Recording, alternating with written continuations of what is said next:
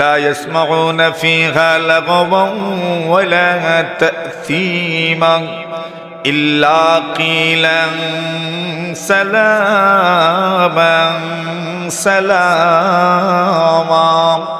আল্লাহ বলছেন জান্নাতের মধ্যে অনর্থক কথাবার্তা শুনবেন না, ওয়ালা তা'সীমা গুনাহের কথা শুনবেন না, খারাপ কথা শুনবেন না। লা ইয়াসমাউনা ফিহা লাগাওয়ান ওয়ালা কিযাবা। আল্লাহ বলছেন জান্নাতের মধ্যে অনর্থক কোনো কথা শুনবেন না, ওয়ালা কিযাবা অনর্থক মিথ্যা অযাচিত অন্যায় কোনো কথাবার্তা শুনবেন না। ইল্লা কিলান সালামান সালামা। জান্নাতীদের মধ্যে পারস্পরিক যখন সাক্ষাৎ হবে তখন তাদের মধ্যে প্রথম কথাই হবে আসসালামু আলাইকুম। তো এটা জান্নাতি পরিবেশ, সালামের আমল। হাদিস শরীফের মধ্যে আসে রাসূলুল্লাহ সাল্লাল্লাহু আলাইহি ওয়াসাল্লাম বলেন, সালাম যখন মানুষ করবে আল্লাহ তাআলা মানুষকে সালাম করেন, আল্লাহ নবীজিকে সালাম পাঠান। সুবহানাল্লাহ। একদিন মক্কার মুশরিকরা, কুরাইশরা বিশেষ করে, কালাত কুরাইশুন লিন নবী সাল্লাল্লাহু আলাইহি ওয়াসাল্লাম, কুরাইশ একদিন নবীজিকে বললেন, ও মুহাম্মদ, তুমি তো আমাদেরকে দ্বীনের দাওয়াত দাও, এক কাজ করো, উদু লানা রাব্বাক, আপনার রবকে বলেন, আইয়াজআল লানা সাফা যাহাবা। মক্কা একটা পাহাড় আছে, যে পাহাড়কে সাফা পর্বত বলে, সাফা পাহাড়, সাফা আর মারওয়া, যেখানে দৌড়া লাগে, সাই করা লাগে, উমরায় গেলে বা হজে গেলে যে দুই পাহাড়ের মধ্যখানে 7 চক্কর দৌড়া লাগে, এর একটা পাহাড় হইল সাফা আর একটা পাহাড় হইল মারওয়া। এটা একদম মনে করেন কাবা শরীফের খুব নিকটে। এই সাফার সাথে রাসূল আকরাম সাল্লাল্লাহু আলাইহি ওয়াসাল্লামের অনেক স্মৃতি জড়িত আছে। আল্লাহ যখন আয়াত নাযিল করলেন, ফাসদাবি, আল্লাহ তাআলা বললেন, নবী আমার, ওয়া আনযির আশীরাতাকাল আকরাবিন, নবী দাওয়াত দিচ্ছেন। প্রথমে তো গোপনীয়তার সাথে দাওয়াত দিলেন। আল্লাহ বলেন না, শুধু গোপনীয়তা না, প্রথমে নিকট আত্মীয়দেরকে দাওয়াত দেন, গোপনীয়তা থেকে বের হয়ে আসে। আর কত গোপনীয়তার সাথে দাওয়াত দিবেন, এবার আপনার নিকট আত্মীয়দেরকে দাওয়াত দেন। নবীজি নিকট আত্মীয়দেরকে দাওয়াত দিতে গেলেন। ফাসাইদান নবী সাল্লাল্লাহু আলাইহি ওয়াসাল্লাম সাফা, আল্লাহর পয়গম্বর সাফা পর্বতে উঠলেন এবং ডাকলেন নিজের আত্মীয় স্বজনদেরকে, ইয়া বানি আব্দি মানাফ, ইয়া বানি হাশিম, ইয়া বানিল মুত্তালিব, বিভিন্ন নাম ধরে ধরে ডাকলেন, বিভিন্ন খানদানের বড় বড় লিডারদের নাম ধরে ধরে ডাকলেন। আরে অমুকের খানদান, আরে অমুকের খানদান, আরে অমুকের খানদান, আরে অমুকের খানদান। যে মাত্র ডাকছেন, নবীজি তো একজন বিশ্বস্ত মানুষ ছিলেন, একজন বিশ্বস্ত মানুষ, সবার প্রিয় মানুষ, সবার কাছে অত্যন্ত প্রিয়জন। ডাকছেন নবীজি, সবাই তাড়াহুড়া করে সাফা পর্বতের চতুর্দিকে জমা হয়েছে। নবীজি পাহাড়ের উপর ডাকতেছেন নাম ধরে ধরে, অমুক খানদানের মানুষ, অমুক গোত্রের মানুষ, অমুকের গোষ্ঠী, অমুকের গোষ্ঠী গাড়া, এভাবে ডাকছেন, সবাই জমা হয়েছে। নবীজি বললেন, আচ্ছা আমি যদি আপনাদেরকে বলি পাহাড়ের ওদিক থেকে দুশমন আপনাদের উপর আক্রমণ করার জন্য আসছে, আপনারা কি বিশ্বাস করবেন? এরা বলেন, কি বলেন, বিশ্বাস করবো না মানে? অবশ্যই। নবীজি জিজ্ঞাসা করলেন, আনতুম মুসাদ্দিকিন, তোমরা কি আমাকে বিশ্বাস করবে? ওনারা বললেন, কেন বিশ্বাস করব না? জরুর, আমরা আপনাকে বিশ্বাস করব। লিআন্না মা জাররাবনা আলাইকাল কিযবা কাত, আজ পর্যন্ত আপনাকে কোনোদিন মিথ্যা বলতে দেখি নাই। ওরা বিশ্বাস কেন করব না? অবশ্যই করব। আল্লাহ নবীজি বললেন, তো আমি আজকে তোমাদেরকে দুশমনের ভয় দেখাচ্ছি না, আমি তোমাদেরকে ভীতি প্রদর্শন করছি এমন এক দিনের, যেই দিন মহান আল্লাহর সামনে দাঁড়াতে হবে। ওই আল্লাহর উপর ঈমান আনো। যেই মাত্র বলছেন এই কথা, সবাই যার যার মতো করে ভাগছে। আবু লাহাব বলে, এজন্যই বুঝি তুমি আমরা দিন নষ্ট করছো। আমরা তো আসছিলাম কি যেন তুমি বলবে, তাব্বান লাকা সাইরাল ইয়াউম আলিহাযা জামাতানা, মুহাম্মদ তুমি ধ্বংস হয়ে যাও, এই জন্য কি আমাদেরকে একত্রিত করেছো? আল্লাহ বলেন না মুহাম্মদ ধ্বংস হবেন না, আমার নবী ধ্বংস হবেন না। তাব্বাত ইয়াদা আবি লাহাবিন ওয়া তাব্বা, আল্লাহ বলছেন আমার রাসূল ধ্বংস হবেন না। আমি আল্লাহ ঘোষণা দিলাম যে আবু লাহাব আমার নবীজিকে ধ্বংসের দোয়া করেছে, আমি আল্লাহ ঘোষণা দিলাম তাব্বাত ইয়াদা আবি লাহাবিন ওয়া তাব্বা, আবু লাহাবের দুইটা হাত ধ্বংস হয়ে যাবে। বিসমিল্লাহির রহমানির রহিম।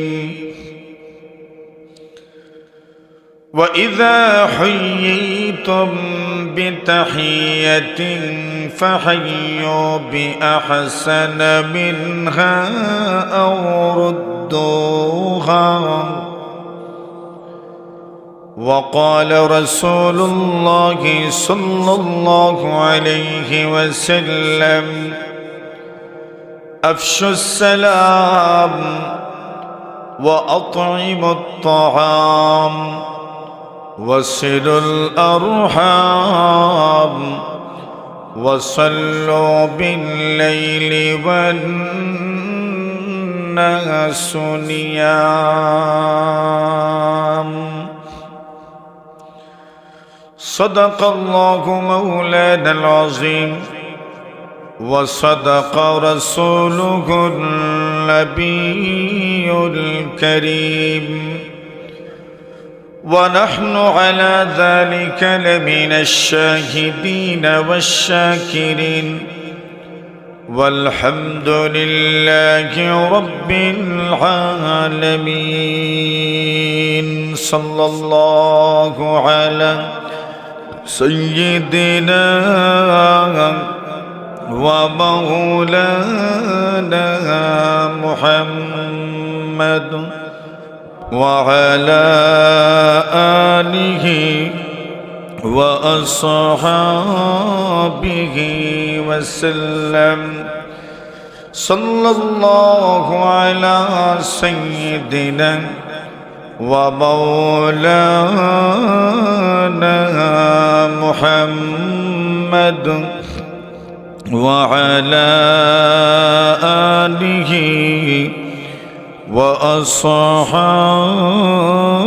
وأصحابه وسلم। ঐতিহ্যবাহী ধর্মপুর ওমর বিন খাত্তাব রাদিয়াল্লাহু তাআলা জামে মসজিদ মুন্সিবাজার কমলগঞ্জ মৌলভীবাজারের উদ্যোগে অষ্টম বার্ষিক ওয়াজ ও দোয়া মাহফিলের সম্মানিত সভাপতি মুআজ্জাজ মুকাররম উলামায়ে কেরাম, মুরব্বিয়ান, যুবক ভাইয়েরা, পর্দার আড়ালে অবস্থানরত অত্যন্ত শ্রদ্ধেয় সম্মানিত মা ও বোনেরা, আল্লাহ পাক রব্বুল আলামিনের অসংখ্য অগণিত শুকর যে রব্বুল আলামিন মাগরিব নামাজের পরে আল্লাহর ঘর মসজিদে আমাদেরকে বসার তৌফিক দান করেছেন। এজন্য আমরা সকলেই মন খুলে আল্লাহ তাআলার শুকরিয়া আদায় করছি, আলহামদুলিল্লাহ। আমি আপনাদের সামনে মহাগ্রন্থ আল কোরআনের এক আয়াতের সামান্য তিলাওয়াত করেছি। মহানবী মুহাম্মদুর রাসূলুল্লাহ সাল্লাল্লাহু আলাইহি ওয়াসাল্লামের অসংখ্য অগণিত হাদিস থেকে এক হাদিসের অংশ আপনাদের সামনে পাঠ করেছি। সাহাবায়ে কেরাম নবীজির কাছে সবসময় একটা প্রশ্ন করতেন, বেশিরভাগ সময়। এই প্রশ্নটা হলো, উত্তম মুসলমানকে, উত্তম মুমিনকে। আমরা তো যাতে সবাই মুমিন, উত্তম মুমিনকে, উত্তম মুসলমানকে। এই সারমর্মটাই বিভিন্ন শব্দে নবীজিকে জিজ্ঞাসা করতেন। কখনো কখনো জিজ্ঞাসা করতেন ইসলামিক গুণের মধ্যে উত্তম গুণ কি, একজন মুসলমান ওনার মধ্যে কি কি গুণ থাকলে মুসলমানই পাওয়া যায়, এটা বেশিরভাগ প্রশ্ন করে। কখনো কখনো বলতেন উত্তম আমল কোনটা, মানে সবসময় একটা ফিকির থাকতো উত্তমটা না। দুনিয়ার লাইনে আমরাও এটা চাই, উত্তমটাই চাই, ভালোটা আমরাও চাই, তবে দুনিয়ার লাইনে আর কি। ওনারা পরকালীন লাইনে উত্তমটাই তালাশ করতেন। হাদিস শরীফে আসে, আব্দুল্লাহ ইবনে মাসউদ রাদিয়াল্লাহু তাআলা আনহু বলেন, আমি একদিন নবীজিকে প্রশ্ন করলাম, আইয়ুল আমালি আফদালু ইয়া রাসূলুল্লাহ, নবীজি সবচেয়ে উত্তম আমল কোনটা? নবীজি বললেন, as-salatu li ওয়াক্তিহা, সঠিক টাইমে নামাজ পড়া উত্তম আমল। এই পয়েন্টে ওরা অনেকেই ফেল। সঠিক টাইমে নামাজ পড়া উত্তম আমল। আব্দুল্লাহ ইবনে মাসউদ বলেন, কুলতু সুম্মা আইয়ুন, এরপরে কোনটা? নবীজি বলেন, বিররুল ওয়ালিদাইন, মা বাবার সাথে সুন্দর আচরণ করা। এই পয়েন্টে মাশাআল্লাহ অনেকেই ভালো মার্ক পাবেন, আবার অনেকে আমরা ফেল করব। জিজ্ঞাসা করলেন, কুলতু সুম্মা আইয়ুন, এরপরে কোনটা? জবাব দিলেন, আল জিহাদু ফি সাবিলিল্লাহ, আল্লাহর রাস্তায় জিহাদ করা। এই পয়েন্টে তো আর একবারে নির্ঘাত ফেল। সাহাবায়ে কেরাম নবীজির কাছে প্রশ্ন করতেন কোন আমল উত্তম। একদিন বললেন, ইয়া রাসূলুল্লাহ, আইয়ুল মুসলিমিনা খায়র, কোন মুসলমান উত্তম? কোন মুসলমান উত্তম? ডাইরেক্ট, কোন মুসলমান উত্তম? নবীজি জবাব দিলেন, মান সালিমান নাসু মিন লিসানিহি ওয়া ইয়াদিহি। নবীজি বলছেন, যার জবান এবং হাতের অনিষ্ট থেকে অন্য মানুষ নিরাপদ থাকে, নবীজি বলতেন সে সবচেয়ে উত্তম মুসলমান। আল মুসলিমু মান সালিমাল মুসলিমুন, আল মুসলিমু মান সালিমান নাস। রাসূল বলছেন, মুমিন মুসলমানকে বলে মুসলমান সে যার জবান এবং হাতের অনিষ্ট থেকে মানুষ নিরাপদ থাকে। মুসলমান শব্দ এসেছে এক হাদিসের মধ্যে, বাকি নাস শব্দ এসেছে সব মানুষ। মুসলমানের কোনো শর্ত না, যে কোনো মানুষ আপনার হাতের মাধ্যমে, জবানের মাধ্যমে, আপনার কোনো অঙ্গ প্রত্যঙ্গের মাধ্যমে কষ্ট পেল না, নবীজি বলছেন এই মুসলমান প্রকৃত মুসলমান। সুবহানাল্লাহ। আল মুসলিমু মান সালিমাল মুসলিমুনা মিন লিসানিহি ওয়া ইয়াদি, আল মুসলিমু মান সালিমান নাসু মিন লিসানিহি ওয়া ইয়াদিহি। সহিহ ইবনে হিব্বানের মধ্যে নাস শব্দ এসেছে, যে কোনো মানুষ আপনার জবান ও হাত থেকে নিরাপদ থাকে। আরেক হাদিসে আসে, বুখারী শরীফের riwayat, নবী আকরাম সাল্লাল্লাহু আলাইহি ওয়াসাল্লামকে প্রশ্ন করা হলো, ইয়া রাসূলুল্লাহ, আইয়ুল ইসলামি খায়র, ইসলামী গুণের মধ্যে কোন গুণ উত্তম? আল্লাহর হাবিব বললেন, তুতিমুত তাওয়াব ওয়া তাকরাউস সালাম আলা মান আরাফতা ওয়া মান লাম তারিফ। আল্লাহর নবীজি বলেন, উত্তম গুণ হচ্ছে মুসলমানের উত্তম গুণ হলো, ইসলামের মধ্যে একটা সুন্দর গুণ হলো তুতিমুত তাওয়াব,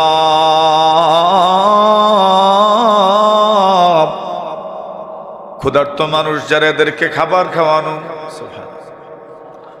ইসলামী গুণ। ওয়া তাকরাউস সালাম আলা মান আরাফতা ওয়া মান লাম তারিফ। নবীজি বলছেন, ব্যক্তিগতভাবে কাউকে চিনেন আর না চিনেন সকলকে সালাম করা উত্তম আমল। ব্যক্তিগত পরিচয় নাই, কিন্তু মিল্লাতের পরিচয় আছে, ধর্মের পরিচয় আছে। আপনি জানেন উনি মুসলমান, কিন্তু ব্যক্তিগত পরিচয় নাই। আল্লাহ রাসূল বলছেন, ওয়া তাকরাউস সালাম আলা মান আরাফতা ওয়া মান লাম তারিফ।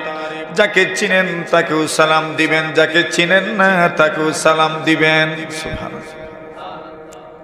মানে চিনেন না বলতে ব্যক্তিগতভাবে পরিচয় নাই, ঠিক আছে, কিন্তু মিল্লত জানা আছে, ধর্ম জানা আছে। এর মানে ধর্ম যদি জানেন না, আপনি সালাম না দিলে অসুবিধা নেই, সহজ কথা। কত মানুষ আছে ধর্ম কোনটা আপনি জানবেন না, কি সালাম দিয়ে দিন না। আপনি ধর্ম জানেন, ঠিক আছে, ধর্ম এটা, তবে আপনি ব্যক্তিগতভাবে চিনেন না। নবীজি বলছেন সালাম দেন। ওয়া তাকরাউস সালাম আলা মান আরাফতা ওয়া মান লাম তারিফ। মুফতি সাঈদ আহমদ পালনপুরি নব্বরাল্লাহু মারকাদাহু লিখেন, মিল্লি পরিচয়, মিল্লি তাআরুফ, তার মিল্লতের পরিচয় জানা আছে, ধর্মীয় পরিচয় জানা আছে, কিন্তু ব্যক্তিগত পরিচয় নাই। এমন তো হয় না, অনেক মানুষের সাথে ব্যক্তিগত আমাদের পরিচয় নাই, কিন্তু আমরা চিনি উনি একজন মুসলমান মানুষ, বাস ধড়াধড় সালাম দেওয়া। নবীজি বলছেন এটা ইসলামিক গুণের মধ্যে উত্তম গুণ, সালাম দিতে পারে।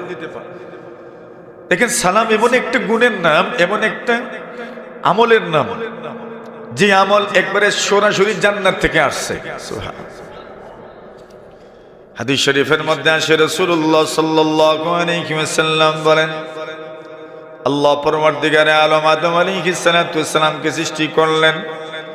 লাম্মা খালাকাল্লাহু আদম, আল্লাহ পরওয়ারদিগারে আলম যখন আদম আলাইহিস সালাতু ওয়াস সালামকে সৃষ্টি করলেন, আল্লাহ পরওয়ারদিগারে আলম আদম আলাইহিস সালাতু ওয়াস সালামকে বললেন, যাও আদম, ওই যে দেখছো একদল ফেরেশতা বসা আছেন, ওই ফেরেশতাদেরকে গিয়ে আপনি সালাম দেন।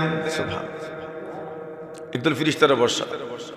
আল্লাহ বলেন, আদম যাও, ফাসাল্লিম আলা উলাইকান নাফারি মিনাল মালাইকাতি জুলুসুন। আল্লাহ রাব্বুল আমিন বলেন, যাও, ওই যে দেখছো একদল ফেরেশতা বসে আছেন, ওই ফেরেশতাদেরকে তুমি সালাম দিয়ে আসো। আল্লাহর হাবিব বলছেন, আল্লাহ পাক বলেন, এদেরকে সালাম দেওয়ার পরে আপনি মনোযোগ দিয়ে শুনবেন। ফাস্তামি মা ইউহাইয়ুনাক, আপনি শুনবেন এরা আপনার সালামের কি জবাব দেন, আপনি শুনিয়েন। সুবহানাল্লাহ, যে জবাব দিবেন এটাই তোমার এবং তোমার সন্তানদের মধ্যে, এটাই হচ্ছে অভিবাদন জানানোর তরিকা। আদম আলাইহিস সালাতু ওয়াস সালাম গেলেন আর সালাম দিলেন, আসসালামু আলাইকুম ওয়া রাহমাতুল্লাহ। ফেরেশতারা জবাব দিলেন, ওয়া আলাইকুস সালাম ওয়া রাহমাতুল্লাহি ওয়া বারাকাতুহু। সালামের জবাব দিলেন, ওয়া আলাইকুমুস সালাম ওয়া রাহমাতুল্লাহ ওয়া বারাকাতুহু। আল্লাহর নবীজি বলেন, ফাজাদু ওয়া বারাকাতুহু, ওনারা নিজেদের পক্ষ থেকে ওয়া বারাকাতুহু বাড়ায়া দিলেন। সুবহানাল্লাহ, নবীজি বলছেন এটাই তোমার এবং তোমার সন্তানদের মধ্যকার অভিবাদন। যখন দেখা হবে, সাক্ষাৎ হবে, এইভাবে একজন আরেকজনকে সালাম দিবেন আর সালামের জবাব দিবেন।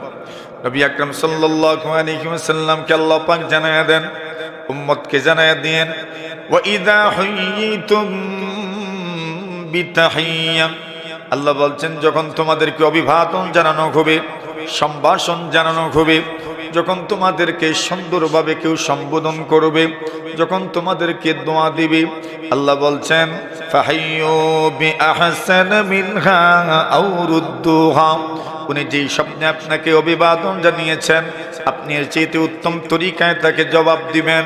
যদি উত্তম তরিকায় জবাব দিতে পারেন না, কমপক্ষে সমানটা আপনি ফিরাইয়া দিবেন। উনি বলছেন আসসালামু আলাইকুম, আপনি বলবেন ওয়া আলাইকুম আসসালাম, এটা হলো সমান। আর যদি বলেন ওয়া রাহমাতুল্লাহ, তো একটু বাড়াইলেন। যদি বলেন ওয়া বারাকাতুহু, তো আর একটু বাড়াইলেন। সুবহানাল্লাহ, মানে তিনটা দোয়া তো এখানে, তিনটা দোয়া। আজকাল আমাদের সমাজে শান্তি নাই, বলতেই তো সারে। শান্তি কেমনে থাকবো, সালাম যে নাই। গড়েও শান্তি নেই, কেমনে গড়ে শান্তি, তো সালাম যে নাই। গড়ে শান্তি নাই, ভাইরেও শান্তি নাই, কেন নাই? সহজ কথা, কি নাই? সালাম, সালাম নেই। অথচ সালাম জান্নাতি পরিবেশের একটা মাধ্যম। জান্নাতি পরিবেশ তৈরি হয় সালামের মাধ্যমে। জান্নাতেও তো সালাম ভাই, জান্নাতেও কি আছে? সালাম আছে। এটা জান্নাত থেকে এসেছে। সালামুন কাওলাম মির রাব্বির রহিম,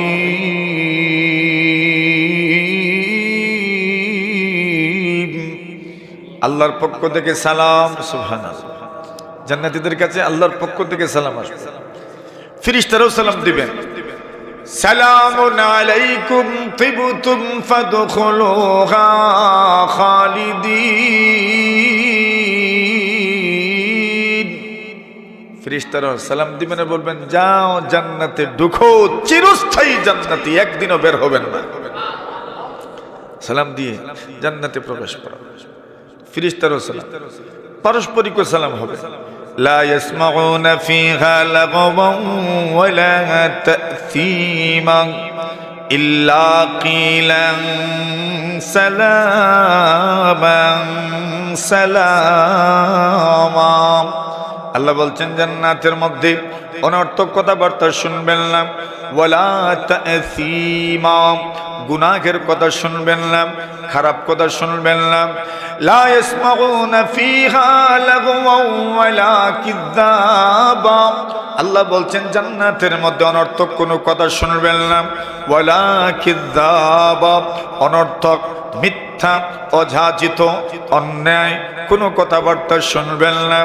ইল্লা কিলান সালামান সালামা, জান্নাতীদের মধ্যে পারস্পরিক যখন সাক্ষাৎ হবে তখন তাদের মধ্যে প্রথম কথাই হবে আসসালামু আলাইকুম। সুবহানাল্লাহ।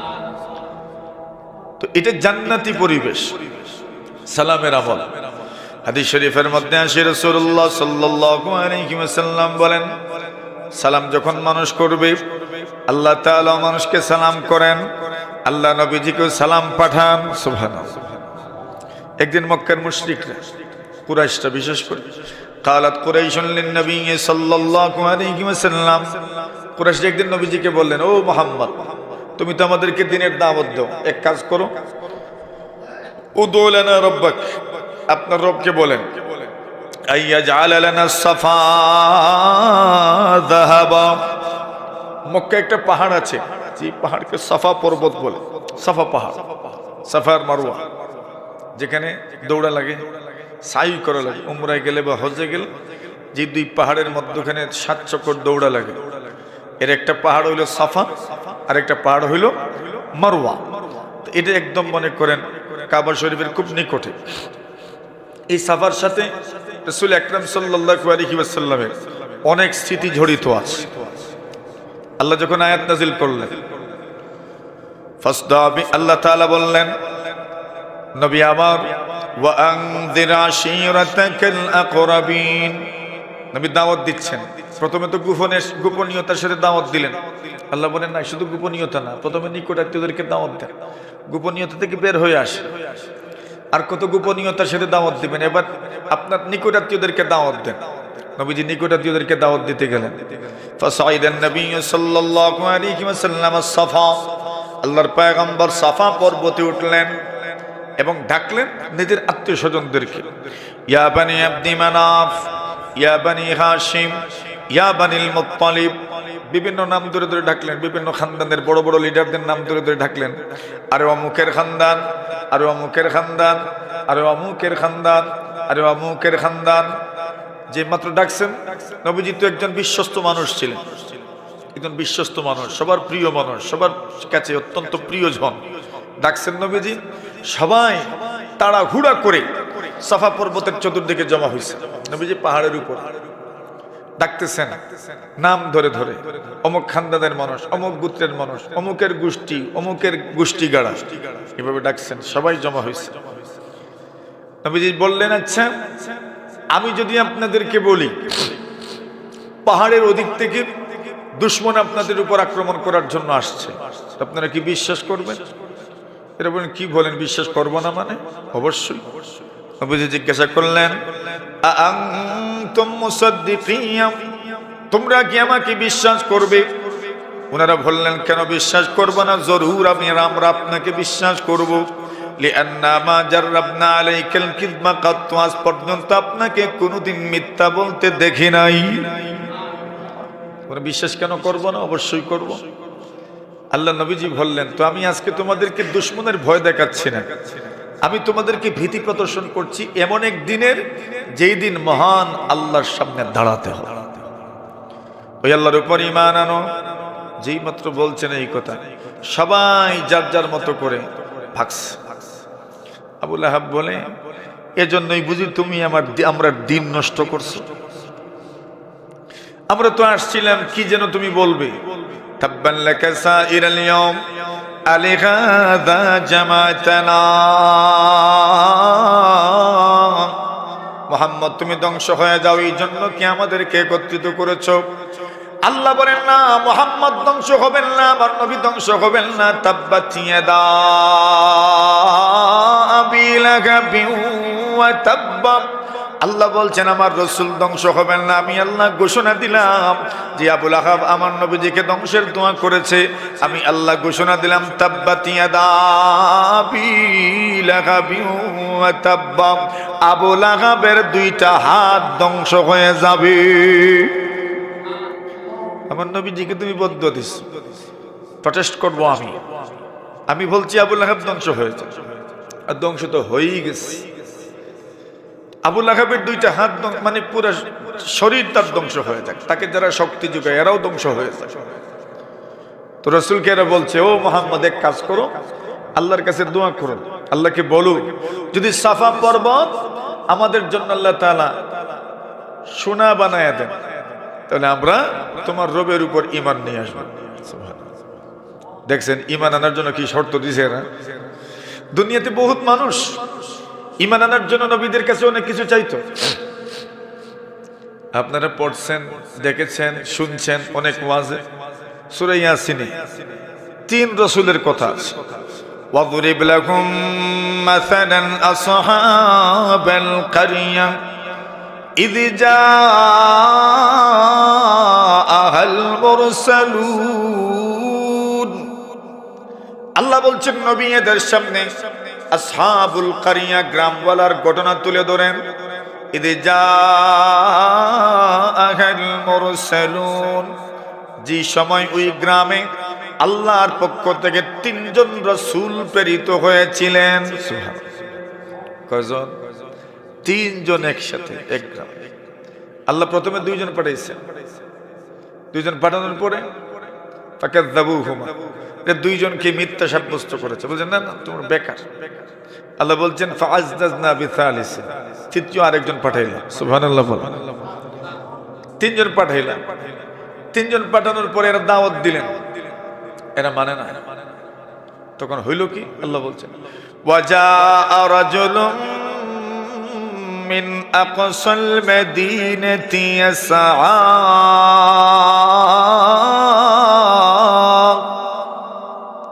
শহরের একদম প্রান্ত এলাকা থেকে, একদম কোণা থেকে, শেষ প্রান্ত থেকে আল্লাহর একজন বান্দা আসলেন। সুবহানাল্লাহ।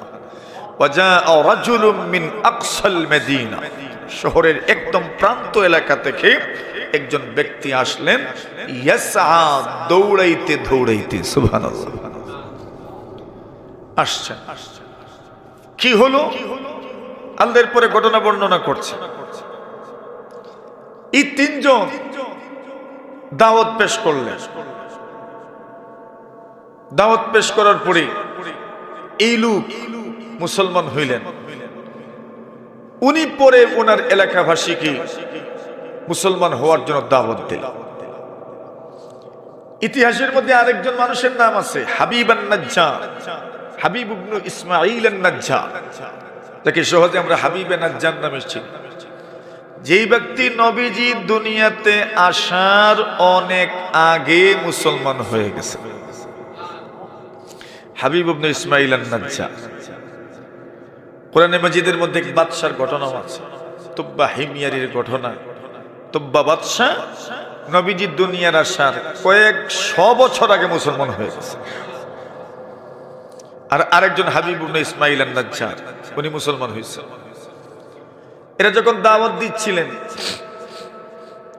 ওই লোক হাবিব ইবনে ইসমাঈল আন-নাজ্জারের সাথে দেখা হইল। উনি ছিলেন গুটি বসন্তওয়ালা রোগী। আল্লাহর বান্দা বললেন, আমি মুসলমান হয়ে যাব, তবে আমার রোগ কমায় দিতে হবে। আমার রোগ যদি আপনাদের আল্লাহ কমায় দিতে পারেন তো আমি মুসলমান হয়ে যাব। ওভার আর শর্ত, আল্লাহর তো ক্ষমতা আছে। এরা বললেন দাওয়াত কবুল করে না। উনি বললেন দাওয়াত যে কবুল করব, মুসলমান যে হয়ে যাব, আপনারা রসুল কিনা তা বুঝবো কেমনে? ওনারা বললেন তোমার যদি বুঝার মতো কিছু থাকে তবে আমাদেরকে বলো, দেখবো আমরা আমাদের রবের সাথে যোগাযোগ করে ওইটা করা যায় কিনা। আল্লাহর বান্দা বলেন কত বছর হয়ে গেল, আমার 70 বছর হয়ে গেছে, আমার এই রূপ কমে না। কত দুর্গায় গেলাম কিন্তু আমার রূপ কমে না। এবার আপনাদের রব যদি আমার রূপ কমায় দেন আমি মুসলমান হয়ে যাব। তিনজন দোয়া করলেন আল্লাহ মেহেরবানি করুক আর এই লোকটা সুস্থ করে দাও। আল্লাহ তাআলার বান্দারা দোয়া করেছেন, উনি সুস্থ হয়ে গেছেন। দাবি এরও দাবি করছে। কি দাবি? আপনার আল্লাহকে বলেন উদু রাব্বাকা আইয়াজআলা লানাস সাফা যাহাবা। আল্লাহকে বলো আল্লাহ যেন পুরা সাফা পর্বত আমাদের জন্য সোনা বানায়া দেন, একবারে পিওর সোনা যেন হয়ে যায়, আমরা মুসলমান হয়ে যাব। পাথর মাথর যা আছে সব যেন সোনা হয়ে যায়। আল্লাহর হাবিব সাল্লাল্লাহু আলাইহি ওয়াসাল্লাম আল্লাহর কাছে দোয়া করলেন, আল্লাহ এরা মুসলমান খুবই সাফা পর্বত যদি সোনা হয়ে যায়। আল্লাহর নবীজির মনে বড় আশা ছিল এরা যেন মুসলমান হয়ে যায়, মুসলমান হয়ে যায়, মুসলমান হয়ে যায়। এই দরদ উলামায়ে কেরামের ভিতরে আছে, সবাই যেন নামাজি হয়ে যায়, সবাই যেন নামাজি হয়ে যায়, যুবকরা যেন নামাজি হয়ে যায়, বৃদ্ধরা যেন নামাজি হয়ে যায়, নারীরা যেন পর্দানিশীল হয়ে যায়। এই দরদটাই তো আমাদের বড়দের ভিতরে সব সময় থাকে, ঠিক না বে ঠিক? দিনদার যেন হয়ে যায়, এটাই তো দরদ। বাবাদের অন্তরে আমাদের সন্তানরা যেন দিনদার হয়ে যায়, আর তো কোনো ইচ্ছা নেই। এদের কারণে আমার কষ্ট যেন না, এদের ব্যাপারে কোনো খারাপ কিছু যেন কানে না ঢুকে, এটাই তো বাবাদের একমাত্র চাও। আর কি চান বাবা? মা আর কি চান?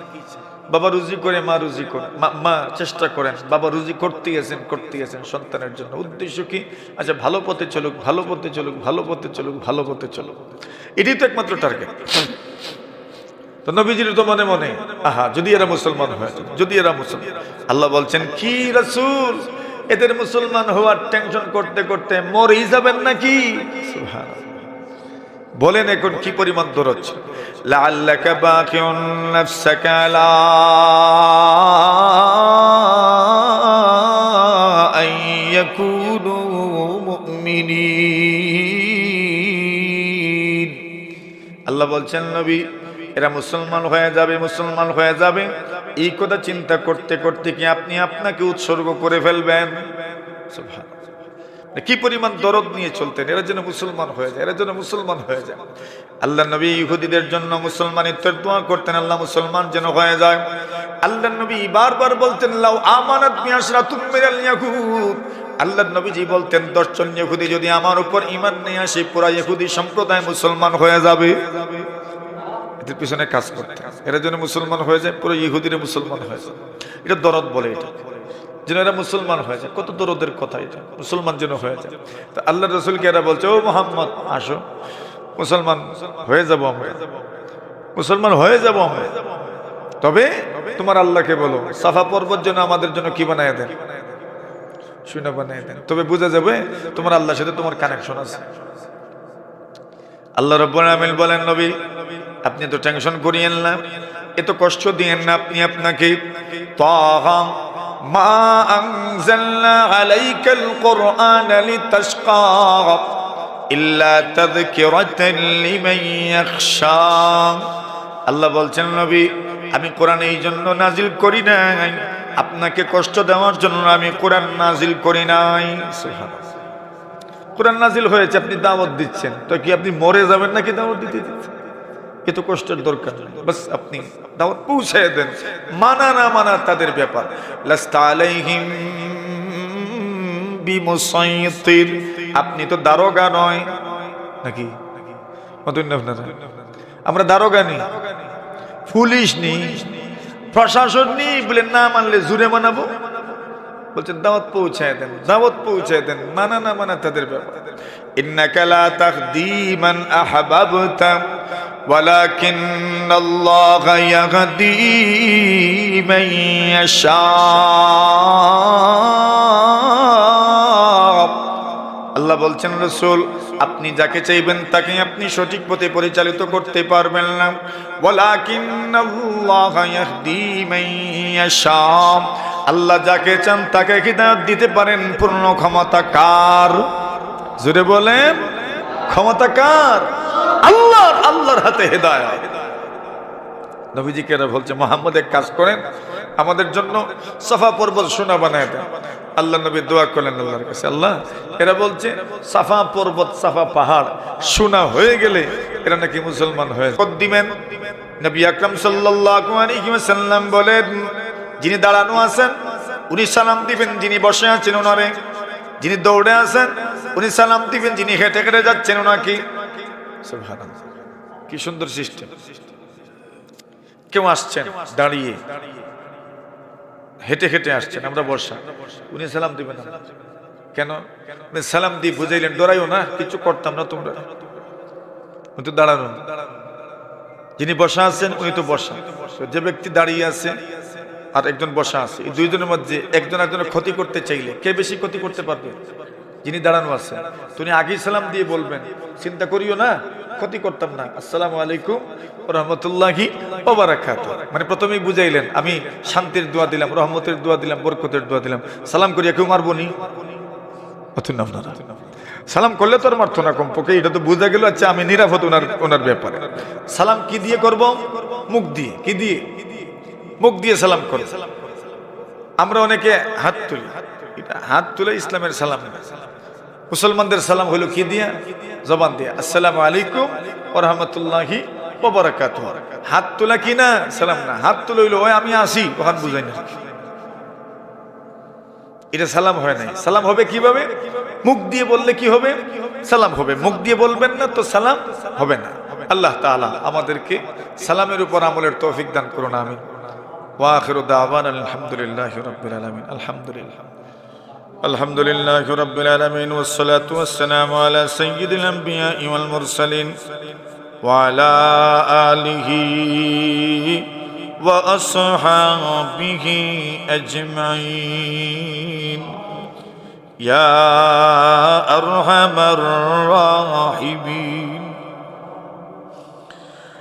রব্বুল আলামিন আল্লাহ এই মাহফিল রে কবুল মঞ্জুর ফরমাও। আল্লাহ মাহফিল যারা শরীক হইছেন, আল্লাহ সবর জীবন রে আপনি সুখী জীবন বানাই দিও। ও মালিক, এই এলাকার যত নরনারী কবরবাসী আল্লাহ সবরে মাফ ফরমাও। বিশেষ করে গো মাওলা হযরত মুহাদ্দিসে ধর্মপুরে রাহিমাহুল্লাহু তাআলা এই মাটির সোনার মানুষ সকল যারা কবরবাসী গেছেন, আল্লাহ প্রত্যেকের কবরে জান্নাতের বাগান বানাও। যত মানুষ সকল গুণী সকল যত বুজুর্গানে দিন জীবিত আছেন, রব্বুল আলামিন আল্লাহ সবরে আপনার কুদরতি ভাবে ও মালিক সব ধরনের আফাত বালিয়াত থেকে হেফাজত ফরমাও। সবর হায়াতর মাঝে বারাকা নসিব ফরমাও। ও মালিক আল্লাহ সব নরনারী যুবক যুবতী হল বাচ্চা বাচ্চি লোকল আল্লাহ সবরে আপনি নেক হায়াত দান ফরমাও। এ রব্বুল আমিন আল্লাহ এই মাহফিলের ওসিলায় আমরার আশপাশে যত মানুষ অসুস্থ, আমরার মায়ের মানুষ সকল যে যেন অসুস্থ, হাসপাতালে ক্লিনিকে দেশে বিদেশে যে যেন অসুস্থ, আল্লাহ সবরে আপনার দারু শিফা থেকে শিফা দান ফরমাও। ও মালিক আপনার কোন বান্দা বান্দিরে জটিল কঠিন রোগ দিও না। যারার শরীর জটিল কঠিন রোগে বাসমান দিলাইছে, আল্লাহ সবরে আপনার দারু শিফা থেকে শিফা দান ফরমাও। সাল্লাল্লাহু তাআলা আলা খায়রি খালকিহি মুহাম্মাদিন ওয়া আলিহি ওয়া সাহবিহি আজমাইন। آمين آمين برحمتك يا أرحم الراحمين